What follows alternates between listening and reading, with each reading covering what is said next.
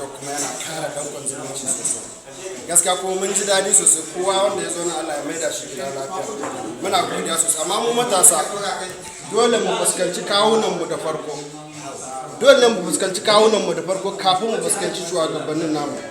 Muna cewa wannan maganan gaskiya ne, wannan gaskiya ne. A'a, mutum ya kuskure ka ce wani wannan maganan kuskure ne. Ya gyara.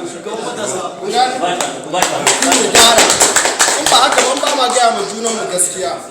Nan ne muke samun matsala. Kawai a tunzar wani gaskiya ne, wani gaskiya ne, yawan tunzar mutum ne. Dole ne a cikin ya gaskiya, a cikin ya yi gaskiya, in ya yi kuskure ci ya yi kuskure. Kun fahimta? Haka ne. Kuma mu matasa dole ne mu kare wani dantse domin mu so junanmu. Domin mu so junanmu. Kawai ba wai yanzu mun yi jawabi, yanzu anan kowa ya yi jawabi, masha Allah, mun saurara, mun ji daɗi. To ma ina take matsala? Kawai fa iya magana ne muka tsaya. Ya kamata mu yi shi a aikace. Mu yi shi a aikace. Ba wai kawai na yi magana, ni ma na yi magana, wancan ya yi magana shi ne mafita ba. Abin da aka tattauna a yi amfani da shi.